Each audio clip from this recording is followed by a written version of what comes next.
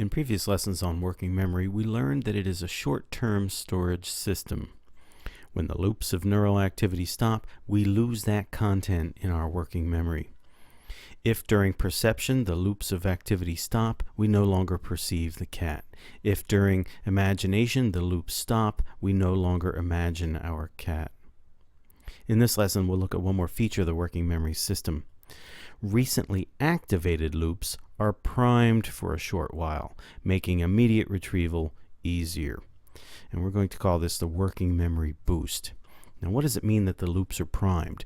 In this figure down here, we have 3 neurons in the loop, so this will be our abstract representation of a working memory loop. The idea is activity in the loop causes a temporary increase in synapse communication. The strength of the synapses is increased for a short while. Now, if the activity in the loop has stopped, but those synapses are stronger, it means that that loop has a greater likelihood of being reactivated in the near future. However, with greater delay, so as with the passage of time, retrieval is more difficult because those synapses in the loop have weakened again. So the working memory boost then occurs whenever we're currently perceiving something or imagining something, retrieving a memory, whatever it is that was just in the working memory system becomes sort of primed, that it's more easily retrieved in the near future because the synapses involved in those loops have increased in strength temporarily.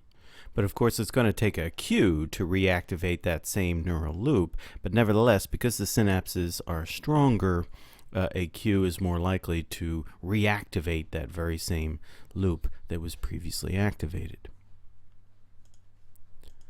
So now let's return to our comparison of brains and computers. You'll recall the CPU interacts with the RAM system, and the RAM is a limited capacity memory storage system, but there's fast access to that information.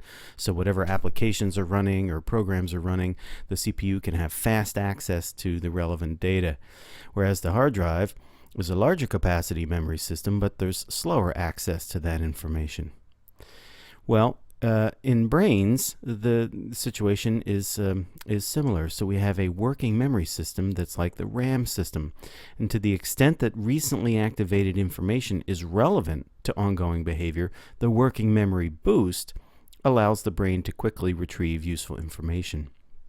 So the fact that whatever we were just thinking about is going to temporarily increase these synapses, it means that that information that we were just thinking about is easier to access in the near future. And that would make sense for a system. If we're currently trying to solve a problem or guide behavior in an adaptive way, we want to have fast access to things we were just recently thinking about, because what we were just thinking about is often relevant to what we're currently thinking about and what we will be thinking about a moment from now. And now to the capacity point. We said the RAM system was a small capacity system and the hard drive the large capacity system. Well, it seems that the amount of information that can be sustained in the loops of activity is limited in brains.